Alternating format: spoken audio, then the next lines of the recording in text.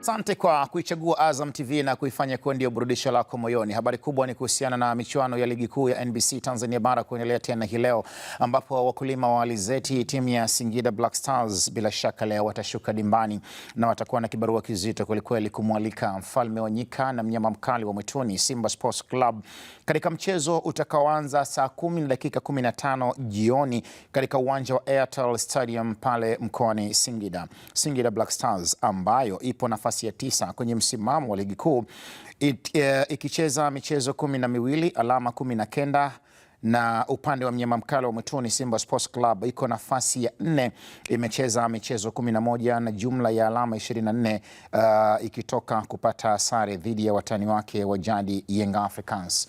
Simba wapo Singida na Singida Black Stars na yenyewe pia wapo Singida. Hapa walikuwa wakitrain na kufanya mazoezi yao kwenye uwanja ambao watakwenda kuutumia katika mchezo wa leo. Andrea Kinga Mkono, haijawahipo kutokea kwenye historia mechi ya Simba na Singida Black Stars kuwa nyepesi katu abadan.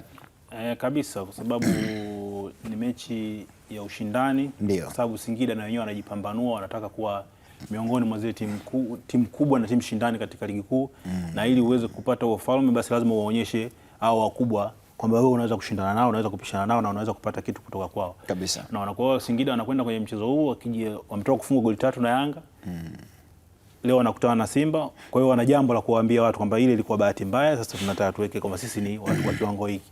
Lakini kingine na waangalia Singida kwamba katika mechi zao 12 walizocheza wameruhusu magoli 11 na wamefunga goli 11. Kwa hiyo unaona ni timu ambayo haina safu kali sana ya ushambuliaji. Ndio. Umeona kwamba kila mechi moja ina wastani wa kuruhusu goli katika mechi zao, wanafunga goli moja kwa kila mechi. Umeona? Kwa hiyo unaona katika timu ambazo zinawania nafasi kubwa, wakati mwingine ile rekodi ya kufunga idadi ya magoli inakuwa changamoto kwa kingine. Wameruhusu magoli 11 na wenyewe inaonyesha kwamba safu yao ulinzi ina maswali ambayo inaacha kwamba hawana safu imara ya ulinzi ambayo inaweza kuzuia ushindi wao wanaopata. Kwa hiyo ndio maana wakati mwingine unaona wako nafasi hiyo ya 9 na pointi 19. Kwa hiyo kwa NJL unaona kabisa bado Singida wana kazi ya kufanya na kuzidi kujiimarisha hasa katika safu yao ya ulinzi, kwa sababu nimeangalia aina ya magoli waliofungwa katika mechi za ligi pamoja na kombe la shirikisho. Nilikuwa nafuatilia, nimeona magoli mengi wanafungwa kwenye sita yao, yani magoli yanafungwa ndani, mtu anakuwa uso na uso na golikipa wao kabisa. Kwa hiyo hilo ni jambo ambalo kwa timu ni hatari, kwamba unaona kama wanaruhusu watu wafike. Hata mechi yao dhidi ya Mtibwa walishinda goli 3, lakini Mtibwa amefunga goli, kipa anakutana na washambuliaji wa timu pinzani 2 au 3. Na mechi dhidi ya Namungo uliona Ongoye kaja kufunga goli zidi, yani wamekaa mbele ya nani, yani mbele ya kipa. Kwa hiyo ni timu ambayo kwenye safu yake ya ulinzi pamoja kwa ina watu wengi wanaonekana ni makini, wakina na Kennedy, naona wakina Chuku, unaona ni watu wanaonekana ni watu wakina Kofi yule, unaona ni watu imara, lakini bado safu yao inaruhusu watu kusogea hadi kwenye sita na kufunga magoli wakiwa kwenye box yao. Kwa hiyo ni jambo ambalo anatakiwa kulifanyia kazi. Idi Nonga pamoja na Andrea Kinga Mkono, tutazame head to heads ambazo wamekutana, kwa maana ya makutano ya Singida Black Stars, lakini makutano wamekutana na Simba Sports Club, na tuone mechi zao namna ambavyo zilikuwa, halafu Idi Nonga upate nafasi ya kutabahar, kwa maana ya kuzungumza kwa mapana na mawanda yake mzee wangu Mara ya mwisho Simba alipoteza mbele ya Singida Black Stars, ulikuwa mchezo wa FA na mchezo huu ulichezwa kwenye uwanja wa Tanzanite kwa pale Babati Manyara. Na kama kumbukumbu zitakuwa vizuri sana, basi ulikuwa ni mchezo wa nusu finali, mechi ambayo ilikuwa inawapeleka finali, na Singida Black Stars walikwenda finali kucheza Salim Katoro hiyo dhidi ya wananchi Young Africans. Lakini mara ya pili ama mara nyingine walipokutana kwenye ligi kuu ya NBC, Simba alichomoza na ushindi wa bao 1-0, na kwenye michezo ya ligi kuu maana yake msimu jana Simba alipata ushindi wa goli 1-0 nyumbani, kisha akapata ushindi wa goli 1-0 ugenini. Lakini kabla ya hapo tulishuhudia sare ya bao 1-1, na utakumbuka pia Simba alipata ushindi wa magoli 2-1 dhidi ya Singida Black Stars. Kiufupi sana maana yake Simba amekuwa na matokeo mazuri zaidi hasa kwenye ligi kuu, lakini kwa miaka hivi karibuni Simba amekuwa kikutana mfupa mgumu sana anapocheza na Singida Black Stars. Karibu sana Nonga. Kabisa, umeanza vizuri sana. Ukitazama hayo matokeo anakupa hiyo picha ya Simba kuwa wana dominate sana Singida Black Stars kwenye misimu kadhaa iliyopita, lakini kama utaichukua Singida kwenye matokeo ambao wanayapata dhidi ya Simba, hasa kwenye mchezo mmoja wa mwisho, ni Singida ambao wamenufaika zaidi na Simba Sports, kwa sababu kwenye msimu uliopita Simba kwenye msimu wao wote kwenye ligi waliamua kwenye mchezo wa mwisho dhidi ya Yanga, walicheza pia fainali ya kombe la shirikisho barani Afrika dhidi ya RS Berkane, lakini kwenye kikombe cha ndani cha ligi ilikuwa ni hatua moja tu. Kama angeshinda mchezo wa hatua nusu fainali, basi wangeenda kucheza fainali dhidi ya mtani wao Yanga ambaye anaenda kucheza dhidi ya Singida Black Stars. Kwa huo upinzani ama ugumu wa mchezo wenyewe unaanzia pale kwa Singida kushinda mabao 3-1 na kwenda kucheza fainali. Lakini ukiachana na takwimu ambazo zinakuonyesha kwa Simba wako wamedominate Singida Black Stars, lakini ukiweka mazingira ya mchezo wenyewe ambao wanahitaji hivi sasa, ni Simba ambao wanaonekana wanahitaji zaidi kuweza kupata matokeo ili kuweza kuiweka pressure kubwa zaidi kwa watani wao, kwa maana Yanga ambao wanaongoza kwenye mchezo pale juu. Lakini pia mazingira ya mchezo wenyewe ukitazama, mazungumzo mengi ambayo yanazungumzwa nje ya uwanja, wengi wana relate kwenye mchezo ambao ulimalizika, ambayo Singida alikuwa nyumbani akicheza dhidi ya Young Africans, lakini pia mchezo ambao Singida na kuendea kucheza dhidi ya Simba Sports. Kuna ugumu huu ambao umewekwa hapo, lakini ukitazama quality ya Singida, kama utataja vilabu vinne ambao vinafanya vizuri kwenye eneo la ubora, kwenye eneo la usirias ya uwekezaji, utataja Yanga, utataja Simba, Azam, japo sitaja kwenye uwiano wa kinafasi, lakini Singida imeingia hapo. Wengi tuliamini imekuja kuchallenge kwa kwenye hizi mechi kubwa kama hizi ambazo wanaenda kuziendea.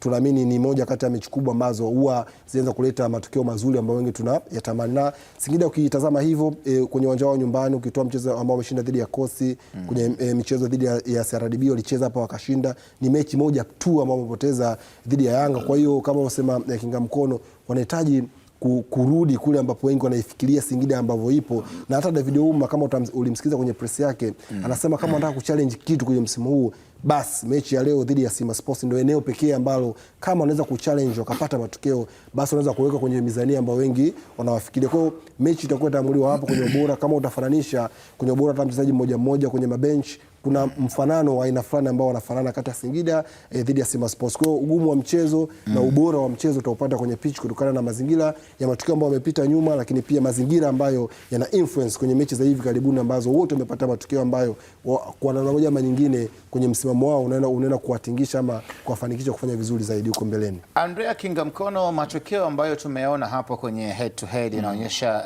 Singida Black Stars walipata ushindi katika mchezo wa mwisho mbele ya Simba Sports Club, na ulikuwa ni mchezo wa FA. Hilo tu linatosha kuwaona Singida Black Stars wanakwenda wakiwa na ari na motisha ya kuona wanaweza kwenda kuanza pale ambapo walimalizia. Lakini kumbuka pia wametoka kupoteza katika mchezo wao uliopita dhidi ya Wananchi hapa kwenye uwanja huu. Maana yake ni kwamba kwenye matokeo ya michezo hiyo miwili inaweza ikawapa motisha kuelekea kwenye mechi leo dhidi ya Simba. Kwanza kwenye mechi ile ya nusu finali, ile mechi ya nusu finali ilikuwa imegubikwa na mambo mengi sana. Hasa yale yaliokuwa kabla hatuchezi tunacheza, mechi ya dabi ambayo ilikuja ikachezwa, na kwa hiyo Simba walikwenda kwenye hii mechi kama watu wanasema kama walijivunja. Kwenda kucheza kwa kile kiwango chao kutokana na mazingira yao walikuwa nyuma, kwa sababu walikuwa wanajua finali Yanga tayari kwa ameshashinda ile mechi. Kwa hiyo wao walikuwa wanajua wanaenda kukutana na niafu vile muda ambao Simba alikuwa anaenda kwenye mechi ya finali ya kombe la shirikisho. Kwa hiyo akawa na vitu vingi vinamzunguka. Kwa hiyo wakati mwingine akaona kipaumbele chake kilikuwa kipi, labda ilikuwa ni finali ya kombe la shirikisho Afrika. Kwa hiyo wakati mwingine ikachangia hayo mazingira yaliokuwepo. Lakini kingine, hii inaweza ikawa ni motisha kwa Singida, kwa sababu ukishamfunga mtu goli 3 unajiamini kwamba mimi sasa huyu namudu, kwa sababu ukiangalia rekodi Simba mechi zake za mwisho za ligi unaona amemfunga goli moja, umeona. Kwa hiyo inamwaminisha kwamba okay, kwenye ligi alinifunga goli moja, kwenye kombe la nusu finali ya kombe la shirikisho la CRDB nimempiga goli 3. Kwa hiyo mimi najiamini kwamba naweza kupata matokeo zidi yake. Kwa hiyo nadhani ni mechi ambayo Simba wenyewe wanabidi wanakuja wanajiuliza, wanataka kusema ile mechi sisi hatukuwa nayo makini, ndio maana mkatufunga goli 3. Hii tunataka tuwaonyeshe hapo kama sisi tuna kitu. Na kiuchezaji Simba ni timu ambayo changamoto yake bado tunaona wale wachezaji wa mbele hawana combination nzuri. Yaani kila mmoja anataka kuonyesha kipaji chake mwenyewe kuliko kuifanya timu ikacheza kwa uwiano na ushirikiano vizuri. Unamwona Ribase anacheza pembeni, ni mchezaji mzuri, lakini bado hajaweza kutumia vizuri ile mbinu ambayo kocha wanamtumia. Unajua mtu wa mguu wa kushoto akiwekwa acheze kulia, ina maana kwamba yeye sio wajibu wake kufika kwenye kibendera, hataki kufika mwisho, anatakiwa aingie katikati. Sasa yeye mara nyingi anajilazimisha, yeye anajua kabisa mguu wake wa kulia hauna nguvu, lakini analazimisha kwenda hadi mwisho. Kwa hiyo anajikuta mara nyingi cross zake anazopiga za kule zinakuwa hazina madhara kwenye timu. Kwa hiyo nadhani hiyo kitu ambacho wanapaswa abadilike na atakuwa na mchango. Kingine nimeona Simba wanalazimisha sana kuwalazimisha wapinzani wao wanavyocheza kwamba waje wafungue wakiwa pale pale kwenye goli kwenye zoni yao. Kitu ambacho kinawapa wakati mgumu kwenye mechi zidi ya Dodoma, kwenye mechi zidi iliyopita ya kombe la ligi ya mabingwa. Acha ligi ya mabingwa tu. Hii kwenye kombe ya FA la Federation, umeona wanapata wakati mgumu sana kupenya zidi ya ngome za timu pinzani, kwa sababu wao wanalazimisha kwenda kuwalazimisha chenga wale. Wakati ukiangalia Yanga tofauti yao, Yanga wenyewe wakicheza wakiona wapinzani wako bora kwa kuwazuia, wanarudisha mpira nyuma, wanaanza kucheza mpira kutoka nyuma, kwa sababu wanajua wana watu wana kasi. Kwa hiyo zikishapigwa pasi nyingi nyuma hapa, wewe utavutika, ukishavutika wao wanakutisha. Na Simba nadhani hiyo ndio mbinu ambayo inaweza kuwasaidia, kwa sababu ukiona wao, sababu wana nguvu ya kushambulia, kwa hiyo ukija kuwashambulia watu wanapaki basi, ukishapaki basi ina maana kwamba wewe wanakuzuia usipate mpango mzuri wa kupita. Na watu wenyewe unaona Ribas Gay anataka kupiga mwenyewe, anataka aingie mwenyewe apige. Ino Rwemba naye anaona anataka kupiga mwenyewe. Wakati mwingine unakosa ile combination ya pale mbele. Wakiwa na umoja mzuri wakatengeneza combination ya kuchezeshana wenyewe, nadhani Simba inakuwa na nafasi kubwa ya kupata matokeo. Kwa hiyo naangalia na Singida, safu yao ya ushambuliaji bado wenyewe inajikongoja. Rupia nadhani ndio ana goli 2, ndio top scorer wao. Unaona, kwa hiyo bado kama mpaka sasa hizi mfungaji ana goli 2 ndio top scorer wa timu, ina maana hapo kuna matatizo hapo kwenye safu yao ushambuliaji. Kwa hiyo ina maana wanabidi waboreshe ili kwenye mechi kama hii wanakutana na timu ambayo imeruhusu magoli 4 tu katika mechi zake 11 zilizopita. Kwa hiyo unaona kwamba defense ya Simba ni imara. Kwa hiyo hawa Singida wana kazi ya kufanya kuweza kuivunja hiyo defense ya Simba. Wakati wao defense yao inaonekana ina mapungufu. Sema changamoto ya Simba ni je, wataweza kupenya? Sababu hiyo ndio changamoto ya Simba. Je, wataweza kumalizia nafasi wanazopata? Kama wataweza kumalizia, nadhani itakuwa mechi nzuri na Simba inaweza kupata matokeo.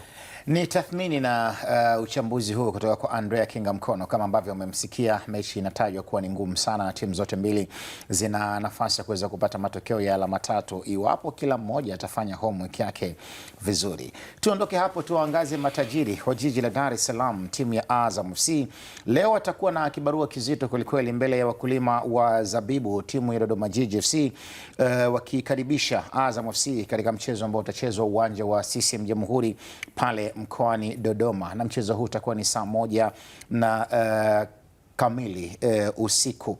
Dodoma ambao wametoka kupata sare ya bila kufungana dhidi ya Simba wapo nafasi ya 7 kwenye msimamo wa ligi kuu wakicheza michezo 16, alama 21. Lakini kwa upande wa Azam FC wapo nafasi ya 3 kwenye msimamo wa michezo 12 na jumla ya alama 24. Nonga, Dodoma kibaruani tena hii leo. Tuliona Dodoma ambayo ilikuwa ya moto kweli kweli mbele ya Simba Sports Club, na tukarudi hapa tukajadili kwamba matokeo yale Dodoma waliyashangilia kweli kweli.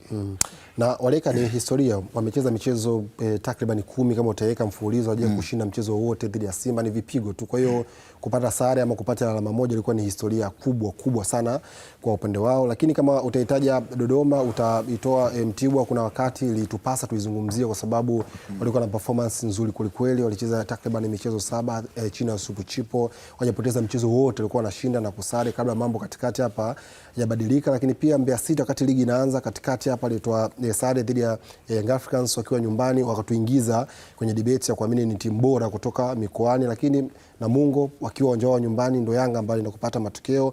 Kwa hiyo mara baada ya kutokea hizo timu baadaye zikapotea, watu wengi wanasubiri timu gani ambayo inaweza ikaja ikatuaminisha ama tukaizungumzia tofauti ambavyo tunazungumzia timu kubwa ambazo tumezoea. JKT imekuja kama hivyo, lakini katikati nayo imepotea, wakaibuka Dodoma Jiji.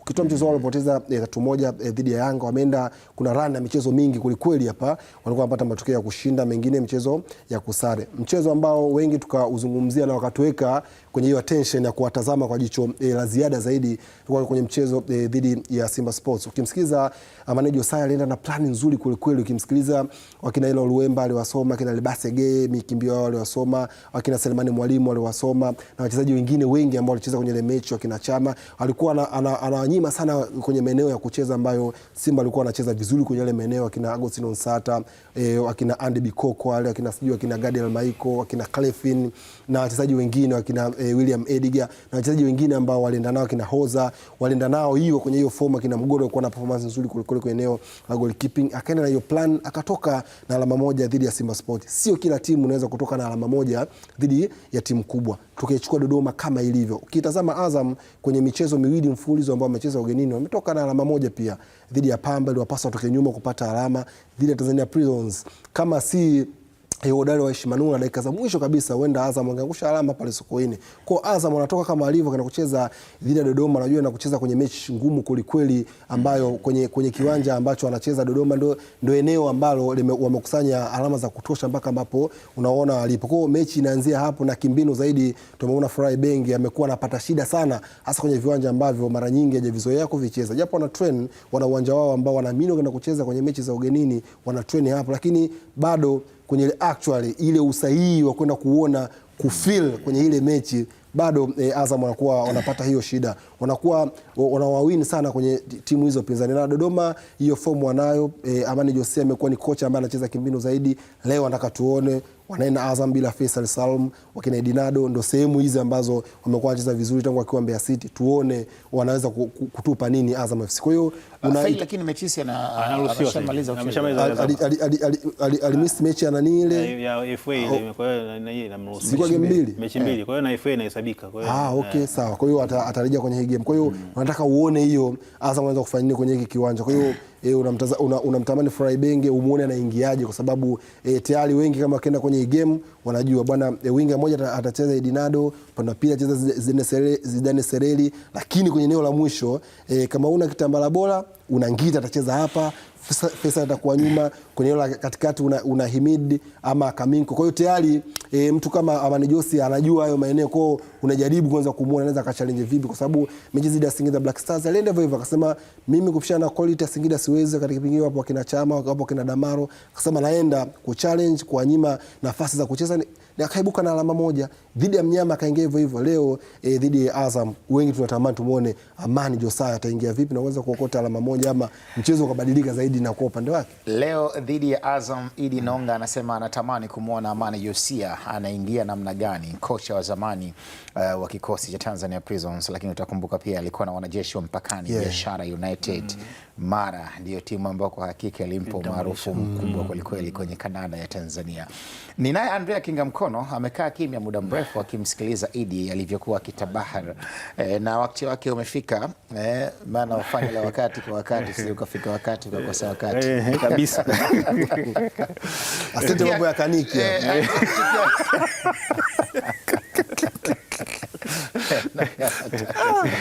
Tukiangalia orodha ya wafungaji, tukianza na Azam FC, namwona Faisal Salum Abdallah Feitoto ana magoli 5 kwenye orodha ya magoli ambayo amefunga, ametoa assist 4. Idi Suleiman Ali Dinaldo ana magoli 5 na assist 1. Jean-Jacques Kamanga Ngita, ukimsikia Mwakalobo anavyomtamka kuna raha yake sana akisema Jean Ngita kama haipendezi lazima amalize la mwisho katikati hapa. Jean-Jacques Kamanga Ngita anakosha Mwakalobo sana, ananikosha. Jefte Kitambala Bola naye ana magoli mawili, wakati akionekana Jean-Jacques Kamanga Ngita akiwa na jumla ya magoli 5. Hii ndiyo safu inayoongoza kwenye eneo la kushambulia, maana viungo washambuliaji kutokea pembeni akiwemo Nado, lakini pia una namba 10 ama inside 10. Zamani watangazaji wa kale walikuwa wanasema inside 10. Unajua Malota soma propaganda. Basi unaona nini kuelekea kwenye mechi hii na kipi ambacho Azam wanapaswa kufanya wakiwa na rekodi ya kupata matokeo ya ushindi katika michezo miwili iliyopita msimu uliopita? Waliwaonea Dodoma Jiji. Waliwaonea tena? Maana waliwafunga goli nyingi. Dodoma saizi kama wanarudisha risiti zile ambazo msimu uliopita Someza na Mnyama wameokota moja, Singida wamechukua moja, wanaenda na Azam. Kwa hiyo walikula 5 kule. Kwa hiyo ni timu ambayo wanakuja kuwakabili Azam kwa mtazamo tofauti. Azam ukiona hapo kuna magoli 5 jumla 10, Faisal na nani 10, na usikao ni 21 na assist ukiweka hizo. Ukijumlisha pale na Ngita na 4, goli zinakuja 14 na Tambala Bora goli 2, 16. Kwa hiyo unaona kabisa anasema 21 assist kila kitu kule. Mchango wa magoli. Nazungumza magoli kama magoli. Sawa. Nazungumza yale magoli yaliyopatikana kwa sababu wafungaji ndio hao, kwa hiyo mmoja anachangia anatoka kwenye haya magoli. Kwa hiyo unaona kuna magoli 16 yamepatikana kwa watu wanne. Kwa hiyo kuna kila mmoja na wastani wa kufunga goli 4. Ni kitu kinachopendeza wakati mwingine. Sawa. Lakini wakati mwingine kwenye uhalisia uwanjani unaona kuna changamoto. Kwa sababu kuna watu bado hawajafikia vile vinavyotakiwa. Na wanaona Azam imefunga magoli hayo lakini bado wana changamoto katika kumalizia nafasi zao. Na ndio maana wamekuwa na ushindi mdogo sana. Na ukiangalia hapo walipotoka, wametoka kutoka sare na Pamba 2-2. Wakatoka nyuma wakapata sare, wamekuja kulazimishwa suluhu na Prisons ambao wanapambana kushuka daraja. Wanaenda kukutana na Dodoma ambayo Dodoma kwanza imepata sare dhidi ya Simba na wanaonekana msimu huu wana timu nzuri na yenye kuonyesha ushindani. Japokuwa ni timu ya kati na mara nyingi timu kama hizi zikitoka kwenye matokeo mazuri kama yale, naamini kwenye mechi kama hii wana hamu ya kuendeleza kile walichokipata dhidi ya Simba. Kwa hiyo huo ndio mtihani ambao Azam wanaenda kukutana nao. Wanakutana na Dodoma ambao wana hamu ya kuendeleza kile walichopata dhidi ya Simba, lakini wao sasa wana kazi ya kudhibitisha kwamba sisi ni bora. Sisi ni miongoni mwa timu kubwa katika ligi kuu. Umeona kwamba tuna nafasi yetu katika ligi kuu, nafasi zile 2 za juu au 3 za juu zile ni za kwetu sisi. Kwa hiyo hii mechi ndio itakuwa ugumu wake uko hapo, sababu hao wanataka kuonyesha ubora wao, lakini unaona kabisa mazingira yao kama morali yao imeshuka. Ile Azam unaona ile morali ya kiuchezaji ya timu kama imeshuka, sio ile ambayo tuliona kwenye kombe la shirikisho dhidi ya Wydad ambao kila mtu aliona hii moto huu wangerudi na ule moto kwenye ligi, sasa hivi tungekuwa na wazungumzia jingine kabisa. Lakini unaona kila siku zinavyoenda ile morali yao inashuka, na unaona Ibenge kama anapata kazi sasa, anaanza kulazimika kutumia vijana wengi, kubadilisha vijana wengi ili kuwapa nafasi kuona wanampa nini kwenye hizi mechi za namna hii. Kwa hiyo kwake Ibenge ni mtihani mwingine na anajua kabisa hii ni mechi muhimu kwa sababu kinachofuata ni Yanga Dar es Salaam Derby. Kwa hiyo lazima uanze kutengeneza mazingira ya ushindi kwa sababu timu ya nyingi inapopata sare hizi wengi wakienda kumaliza wanaenda kufungwa, ndo akili zao zianze kurudi, tumefungwa. Kwa hiyo wao lazima waonyeshe kwamba hii timu kubwa, na timu kubwa inapodondosha pointi mechi inayofuata unaona inabadilika. Kwa hiyo hiyo ni kubwa ambacho tunaona. Na upande wa pili kwenye orodha ya wafungaji wa Dodoma Jiji ambapo jina la kwanza ambalo tutakutana nalo ni la William Edgar Mwampagama ambaye amefunga jumla ya magoli 5 kwenye magoli ambayo amefunga kwenye ligi kuu mpaka sasa. Utakumbuka pia amekuwa mchezaji bora katika mwezi uliopita. Yes, William Edgar Mwampagama. Lakini namba 2 Idi Bahati Kipagwile. Idi Bahati Kipagwile amefunga mabao 2 na ametoa pasi moja ya usaidizi wa goli. Lakini Yasini Muhammad Mgaza naye amefunga mabao 2, hana asisti hata moja, wakati Faraji Kayanda akifunga mabao 2, hana asisti hata moja. Hao ndio Dodoma. Idi Nonga, kwenye namba hizi pengine unataka kusemaje?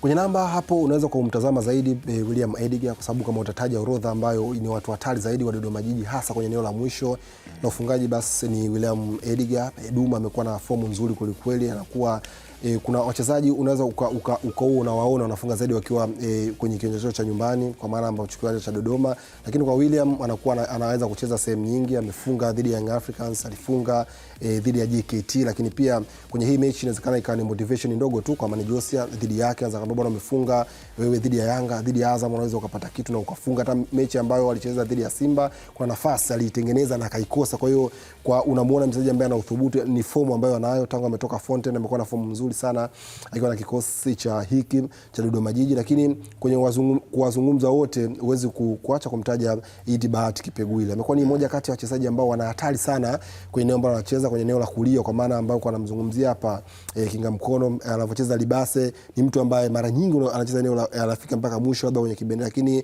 Idi amekuwa yuko tofauti sana. Ni mchezaji ambaye anacheza kwenye eneo la kushambulia, lakini kama mchezaji ambaye anacheza kwenye eneo la namba 10 pale, mara nyingi amekuwa ni maeneo hayo ambayo anashambulia. Kwa hiyo anakuwa ana faida kubwa sana kwa Dodoma. Kuna mechi hapa amecheza, amekuwa man of the match.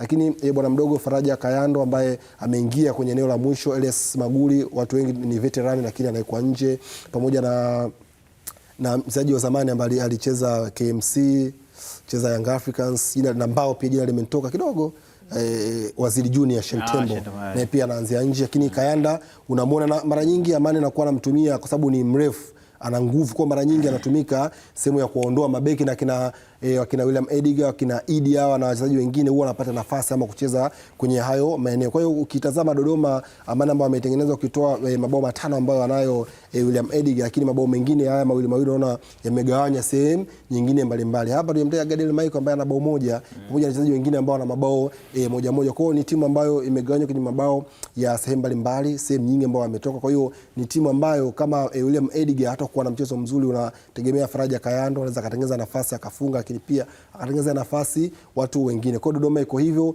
na hata ukitazama kwa timu nyingi za mikoani, mtu akiwa na mabao 5 kwenye raundi hii ambayo imekuepo, amekuwa amefanya kazi kubwa kulikweli. Kwa hiyo inakuwa ni motivation, mwalimu anakuwa ni kazi yake rahisi tu. Umefunga mabao kwenye mechi nyingine, kwa mechi dhidi ya Azam prove na ile zungumziwa zaidi kwenye ligi yetu, funga dhidi ya timu kubwa hizi. Wewe funga na fuata mwingine. Kwa Dodoma mimi naona aliyowaangusha zaidi mwingine Yasin Mgaza. Unajua Yasin Mgaza alianza vizuri na ulikuwa unamuona ana kitu fulani hivi. Mechi zake 2 za mwanzo alifunga hizo goli zake 2. Baada hapo akapotea. Unajua kwenye washambuliaji ukiwa na mtu ambaye anakuja vizuri afu akapotea, ina maana analeta ugumu, kwa sababu ukiwa na watu wawili ambao wanafunga magoli 5 ina maana Dodoma ingekuwa kombali sana. Na ashakuwa top scorer kwenye ligi ya Zanzibar kama ambavyo alifanya Selemani Mwalimu kule Zanzibar akiwa na KVZ, lakini pia kama ambavyo alifanya Maulid Maabad. Sijui nini kimemkuta. Yaani ndio wakati mwingine wachezaji wa Tanzania wana hiyo changamoto. Yaani mtu anaweza akaibuka afu akafika hapa akadondoka chini, yani anadondoka mzima kama embe chini. Wakati mwingine mpaka nikajiuliza huyu William Ediga alikuwa wapi? Mbona ikasi imeibuka ghafla Dodoma? Yaani mtu alikuwa ndio, ukiangalia historia yake huko alipokuwa Geita si wapi alikuwa anafanya vizuri. Umeona? Lakini alipoenda Fountain akapotea kidogo. Alafu ghafla alikuja hapa Dodoma kaibuka kwa mtu hatari sana. Yaani Mungu amalize hiyo consistency. Iendelee, yani asije kustaka tena hapa. Yani ndio hiyo changamoto kwamba wachezaji wengi kwenye mechi dhidi ya Simba alionyesha makiki yake kidogo, alifanya tukasema mwisho, yani alikuwa anaweka chuma ujue nafasi ya mwisho. Bana, pamoja na mambo mengine kwenye mwendelezo wa ligi kuu NBC Tanzania bara hii leo, mechi ya mapema zaidi inapigwa kwenye uwanja wa Black Rhino pale Karatu mkoani Arusha, ambapo tutawashuhudia wakusanya kodi timu ya TRA zamani Tabora United itakuwa wenyeji wakiwakaribisha ama kualika wauaji wa kusini the Southern Killer timu ya Namungo FC, mchezo ambao utachezwa saa 8 kamili mchana pale Black Rhino Karatu. TRA imetoka kupata ushindi wa jumla ya magoli 4-1 dhidi ya Fountain Gate FC katika mchezo wa ligi kuu, na kwa upande wa Namungo FC wao wametoka kupata sare ya goli 1-1 wakiwa nyumbani dhidi ya Singida Black Stars. Kwenye msimamo wa ligi kuu, TRA United ikionekana iko nafasi ya 11, wamecheza michezo 13, wamekusanya jumla ya alama 16, wakati Namungo wako nafasi ya 6 kwenye msimamo, wamecheza michezo 16 na wana jumla ya alama 21. Mzee wangu kinga mkono mapema Black Rhino Karatu pale mechi hiyo mechi nzuri, ni mechi wanakutana na walimu ambao washakaa pamoja kuna wakati kwenye timu ya taifa. Unamzungumza Etienne na Mgunda. Kwa hiyo ni mechi itakuwa na ushindani, kwa sababu hasa madaraja yanaonekana madaraja yanayofanana, pamoja tu Namungo imejipambanua kutokana na mazingira yalikuwepo ikajisogeza juu, na msimu kidogo naona Namungo tofauti na msimu uliopita. Msimu umeonekana kuwa ni timu ya ushindani na imejiwekea malengo makubwa ya kupambana. Kwa hiyo hicho kinawapa nafasi Namungo kwenda kwenye mchezo wakiwa wanajiamini zaidi na kuamua kwamba wanaweza kufanya jambo. Unaona mshambuliaji wao Fabrice Wangoi amekuwa mshambuliaji bora kabisa katika msimu. Tayari ashaingia kambani mara 8. Kitu ambacho kinazidi kumuongeza kujiamini, na mechi nyingi unamwona yeye ndo amekuwa msaada kwenye timu. Wangoi ndio top scorer. Ndio Fabrice Wangoi wa top scorer, kinara wa wafungaji. Ndio kinara wa wafungaji. Sema nasema mfungaji wao ndio kinara wa wafungaji.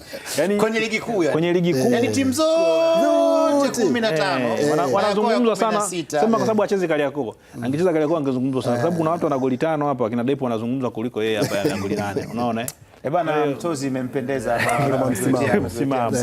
Kwa hiyo unaona Mtozi ni Mbugita pia leo Mbugita kama kawaida. Tu bana kabisa. Unaona TRA hapa bado wanajitafuta, wako nafasi ya 11 kwenye msimamo, wakati Namungo wako nafasi ya 6 kwenye msimamo. Tofauti ya alama na mechi, idadi ya mechi vile. Namungo wana jumla ya pointi 21 mechi 16, wakati TRA United wana michezo 13 alama 16. Na kama ndo nasema kwamba kama Namungo kinachomsaidia amecheza mechi nyingi, kwa hiyo ameokota hizo pointi 21. TRA walikuwa na matatizo yao wachezaji, na sasa yameisha. Kikosi chote amekuwa nacho, na tumeona mechi iliyopita alimpiga mtu goli 4. Kwa hiyo ina maana kwamba kama ataendelea na ile fomu leo, Namungo atakuwa na wakati mgumu zaidi, kwa sababu ile walicheza vizuri sana kwenye ile mechi na wakapata matokeo yaliyostahili. Na unaona kama watakuja kushinda mechi zao hizo za mkononi 3 walizokuwa nazo ili wamfikie Namungo, kwa sababu Namungo atacheza mechi yake 17 au anacheza mechi ya 14. Kwa hiyo na tofauti ya mechi 3. Kama atashinda hizo mechi zake, ina maana ana nafasi ya kumfikia Namungo 22, atavuka alama moja tu, anaweza kumfikia na kumvuka. Kwa hiyo ni mechi ambayo TRA anahitaji zaidi kushinda ili kwanza kujiondoa kwenye hiyo sehemu aliyokuepo, kwa sababu hiyo sehemu point 15, unaona Fountain na point 15 yuko kwenye danger zone. Kwa hiyo na yeye ni miongoni mwa timu ambazo ziko kwenye hatari ya kushuka. Kwa hiyo lazima ahakikishe kwamba anapambana hii mechi, anapata matokeo. Wana kila kitu, wana wachezaji ambao wana uwezo. Yani kama atashinda michezo yake mitatu ambao 9 kwa point 25, sio? Atasogea juu sana. Ataenda juu kweli. Kwa hiyo wana kazi ya kufanya kuhakikisha kwamba hilo linatimia, na nawaona wana kila sababu ya kushinda mechi hii. Na Etienne Ndelagije ni mshindani, wengi tunamfahamu tangu akiwa na Mbao, Azam, hata national team, kwa maana timu ya taifa ya Tanzania, Taifa Stars. Na kwenye vilabu hivi mimi ni moja kati ya makocha ambao nawaheshimu, huwa wanakubali kuanzia ambapo wanaanzia. Alienda Kenya akiwa na Polisi Kenya, aliwapa ubingwa. Wengi tulidhani labda angerejea hapa angekuwa na material timu kubwa, lakini ameenda TRA. Na ukitazama TRA imebadilika, imepoteza mechi 2 unajua mfululizo katikati hapa.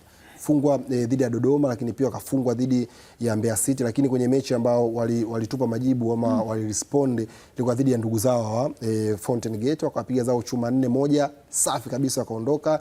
Lakini ukitazama kuna inputs, maongezeko ambayo wameyapata mwalimu kuja kwa Noma, aliongezeka Valentine Noma kwenye upande wa kushoto, imekuwa ni eneo kubwa la daraja kubwa, lakini pia Shamu Karabwa. Hawa ni wachezaji ambao kwa mwalimu Etienne ambaye tayari ana status kubwa, hawa kina Yakuba Sonye ana status kubwa tayari, alishafundisha national team, kuishi na hawa wachezaji ni sehemu ndogo sana kuzungumza nao, na wanakuwa wanafanya vizuri zaidi. Anza kwamba bwana, nyinyi huko mlipotoka, yes, prove tu watu muweze kufanya vizuri. Na mechi wamerespond dhidi ya Fountain, wameshinda. Na mechi dhidi ya Namungo, na Namungo kama unawatazama ni moja kati ya timu ambayo imekusanya alama nyingi sana wakiwa kwenye uwanja wa Majaliwa. Hata mechi ambayo walipoteza dhidi ya Yanga ilikuwa michao ya kwanza msimu huu, wanapoteza kwa nyumbani, mara nyingi wao wanapata sare ama wanashinda. Leo wanaenda kucheza away dhidi ya TRA, na kwenye mechi za away Namungo mechi nyingi sana wamesali na kupoteza hapa. Kwa hiyo wanakucheza dhidi ya TRA ambao wanaamini kama idadi ya michezo ambayo hiyo imesalia michezo 13 ambao wanayo, na idadi ya mechi ambazo zimepungua ili kuendelea kwa idadi sana wengine, kama utapata matokeo ya ushindi ya hii mechi na mechi nyingine, basi kuna hesabu nzuri mno watazifanya. Hata Fountain kwenye msimu ambao walisalimika, walishinda tu mechi zao za kwanza nyingi hapa, walipata matokeo. Kwa hiyo kwa timu nyingi ambazo kwangu naziona za madaraja ambayo wapo, timu kama Etienne ndio sehemu hizi za kukota alama nyingi ili baadaye kukutana na wakubwa ambao kwenye raundi ya pili wao hesabu zao zinakuwa ni alama 3 tu. Kwa unakosa defend mapema tayari. Ngoja tumpe faida mtazamaji ambaye anatazama, tukimwekea namba hizi zinaweza zikamsaidia sana kuweza kufahamu. TRA United imecheza michezo 13 na utakumbuka imeshinda mara 4, sare mara 4, imepoteza mara 5, ikifunga magoli 15 na imefungwa na yenyewe pia magoli 15. Tofauti ni 0, yani wamefunga 15 na wamefungwa 15. Lakini utaona alama 16 kwenye msimamo, nafasi ya 11 kwenye msimamo wa ligi kuu. Lakini upande wa pili wa shilingi kwa the Southern Killers, kwa maana ya wauaji wa kusini, utaona mechi 16 ambazo wamecheza na Namungo, ushindi mara 5, sare mara 6, kupoteza mara 5, magoli ya kufungwa 14, magoli ya kufunga ndio 14 na ya kufungwa 15. Tofauti ni moja tu, alama 21, nafasi ya 6 kwenye msimamo. Ukiangalia hapo namuona Lucas Kikoti Almeida amerejea. Na ataongeza kitu kwenye eneo lao la kiungo la juu. Unamtazama Pius Buswita pamoja na yule Godfrey Luzendaze. Kwa hiyo kunamwona mwalimu mara nyingi Luzendaze ndo nadhani ndo chaguo lake. Mara nyingi sana huwa anacheza, lakini akiingia Pius, lakini unaona Geoffrey Julius Luzendaze. Kwa hiyo kunamwona mwalimu bado alikuwa na option hizo zaidi kwenye eneo la mbele, lakini kumwona Lucas Kikoti amekuja kwenye hilo eneo, wanaongeza watu wengi zaidi. Bwana mdogo Kiswanya anafanya vizuri, kina Kipenya wanafanya vizuri eneo la juu. Kwa hiyo na Mungu ana huo mseto wa wachezaji wakina Kazi, wakina Mfuko eneo la nyuma. Tukirejea kwenye hizi namba, lakini ili pengine unaona kitu gani? Kwenye hizi namba kama utazitazama wanafanana sana na TRA kama utazijumuisha ukitoa idadi ya michezo. Yaani ukisema bwana tufanye michezo yote wanafanana, kila kitu kiko sawa. Yaani utofauti ni huyu anadaiwa asi moja tu, huyu na Mungu, lakini ukimtazama TRA amefunga mabao 15, ameruhusu mabao 15. Kwa hiyo ukimtazama, yani ukitazama hivyo kama mtu atakwambia top scorer ama anaongoza kwa magoli yuko na Mungu, inawezekana ikakufikirisha zaidi kwamba Ngoi wa Ngoi anafunga zaidi, lakini wenzake eneo la nyuma wanamwangusha, timu ambayo inaruhusu sana mabao. Lakini TRA kama utaitazama kwangu mimi kuja kwa Valentine Oma, kuja kwa Shamu Karaboa, natumai kuna mechi ambazo zinakuja hapa mbele kutakuwa kuna utulivu mkubwa ambao wanao. Kwa hiyo wanafanana hivyo, mechi inakuwa iko hapo imeseti kwa maana yake kama unaenda kwa dakika 90 za kucheza muda wa saa 8, mechi iko open, timu zote zinafurahia kufunga, timu zote kwa maeneo ambayo yapo zinafurahia kufunga na kufungwa pia. Huu msimamo ukiutazama ndio utaona tofauti ya kile ambacho Idi Nonga alikuwa anakizungumza. Utaiona tofauti ya Namungo iliyokuwa na top scorer nafasi ya 6 na utaiona TRA iliyocheza michezo 13 iko nafasi ya 11 kwenye msimamo wa ligi. Tofauti inaonekana ukiacha kitakwimu pale, wanaonekana ni timu ambayo TRA ni timu ambayo inaruhusu mabao na vile vile inafunga. Lakini kwa wastani wa mechi wanaona magoli waliofungwa ni mengi kuliko magoli yani idadi ya mechi wamefungwa goli 13. Kwa hiyo ukichukua kwa wastani hapo na goli moja ina point wenyewe wanasemaga. Naona kwa hiyo ni timu ambayo kila mechi inaruhusu kufungwa TRA. Vile vile kwa Namungo kila mechi na yenyewe inaonekana inaruhusu kufungwa. Katika mechi zao 16 walizocheza mechi moja tu ndo hawajaruhusu goli. Ukichukua kwa wastani kwamba kila mechi waliokwenda wamefungwa goli. Kwa hiyo unaona ni timu ambayo ina changamoto kwenye safu yake ya ulinzi. Kwa hiyo ni mechi ya leo, kwa mtu anayekwenda kutazama mpira anajua kabisa mechi ya leo lazima kutakuwa na goli, kwa sababu ni aina ya timu ambazo zinakwenda mbele lakini nyuma hazina tahadhari, zinaruhusu magoli. Kwa hiyo sare hakuna, kwa sababu unaona kabisa wote wameruhusu magoli. Kwa hiyo ni mechi ambayo unawapa nafasi Namungo kuonyesha kikubwa, kwa sababu kwanza wanalingia mfungaji wao bora ambaye amefunga nusu ya magoli yote ya waliofunga.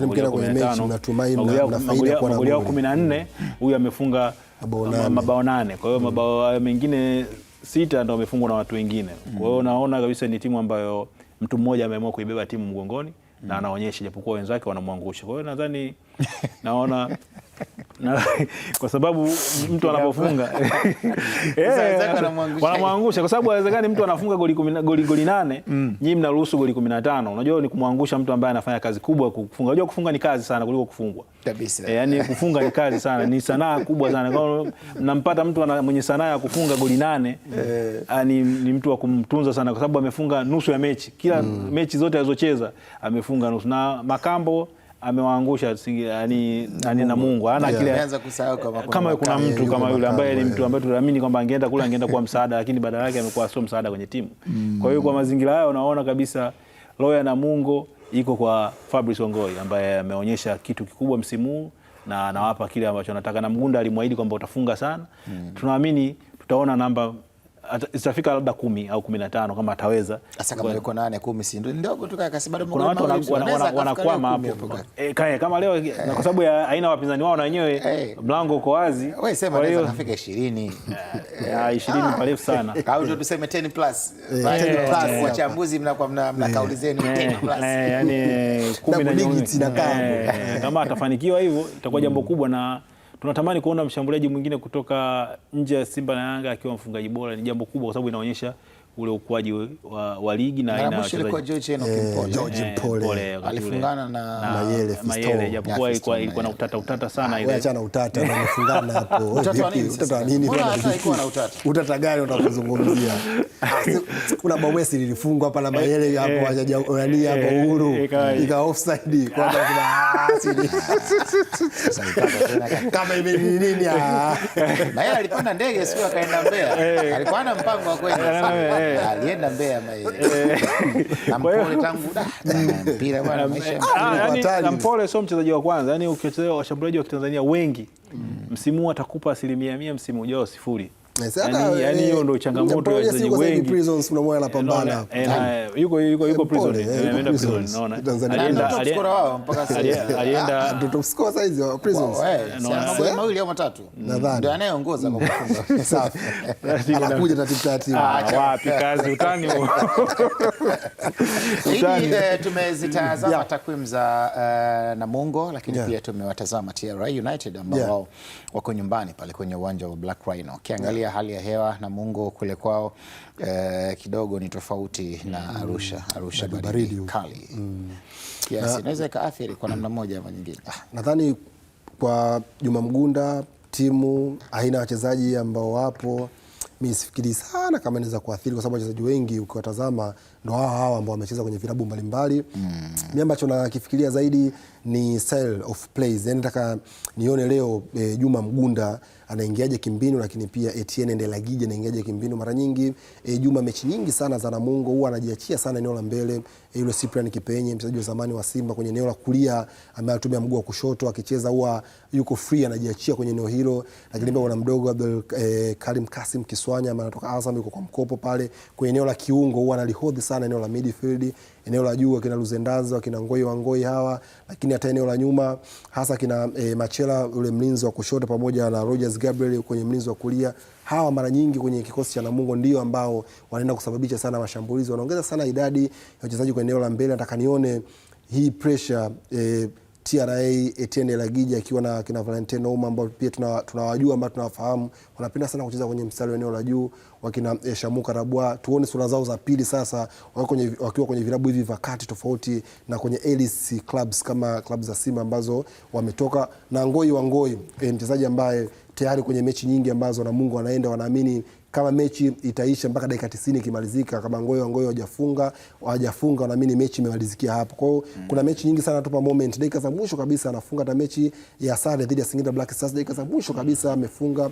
Kuna mechi ya kucheza dhidi ya Mtibwa dakika za mwisho kabisa anakota alama. Kwa hiyo nataka nione leo Etienne anaenda vipi kwenda kuzuia mianya ambayo Namungo anaenda nayo, lakini pia hivyo tofauti wake kwa mtaalamu Juma Mgunda, kina Kazo, kina Mfuko leo ataenda vipi kwenda kuzuia kina Chirunda, hasa kwenye eneo la mbele ambalo mara nyingi wanacheza, hasa wana mtu ambaye anaitwa Ramadhani Chobwedo anatumia mguu wa kushoto. Yule jamaa mtaji mzuri mno sana kwa upande wa TRA. Hii Namungo ina mchezaji ambaye hazungumzwi sana, lakini ukienda kule kusini wanamuita ndiye Haaland wa kusini. Ukikutana na mtu mmoja anaitwa Idrissa Bandari ambaye ni mkuu wa idara ya habari na mawasiliano pale Namungo, wakati mwingine anakuwa meneja, atakwambia kuhusiana na Abdul Aziz Malimusi.